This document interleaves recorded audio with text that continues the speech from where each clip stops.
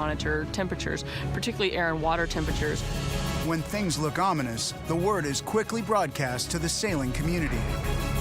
Yet many hardcore sailors see exciting possibilities in rough weather.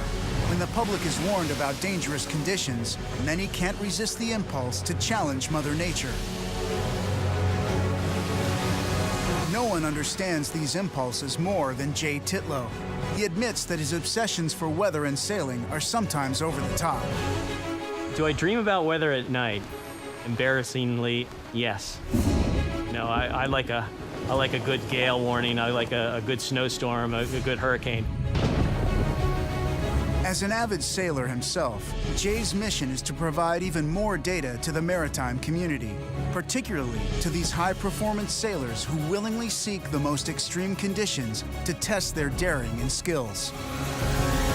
We're basically addressing a niche market in marine coastal weather. The Weather Service does a very good job, but their job is to basically keep people off the water in safety. In fact, some high-performance sailors will hear small craft advisory and they want to go out sailing because it provides the most extreme conditions, whereas the Weather Service is basically saying, hey, let's get off the water.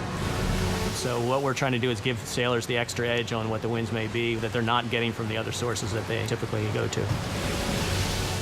Jay's group contributes to the Coastal Marine Database by placing hundreds of strategically positioned sensors, each spaced at short intervals throughout many coastal areas of the United States.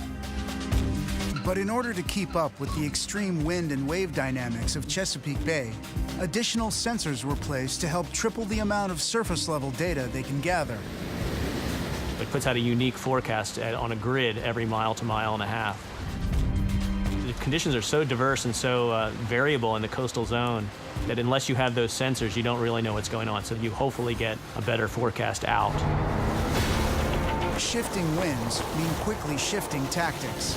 As wind direction changes from one side of the bow to the other, so too must the sails, which is to tack, a carefully orchestrated maneuver to keep the boat sailing forward and not stalling. Drop the kite, Aaron. Now, drop the kite.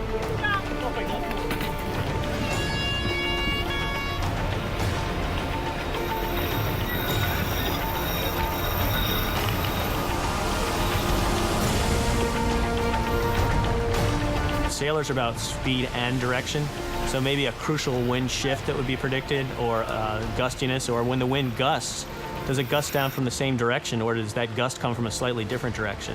That may give them the extra edge on a course to anticipate which way to jibe or tack when they're sailing and get the extra edge in a race.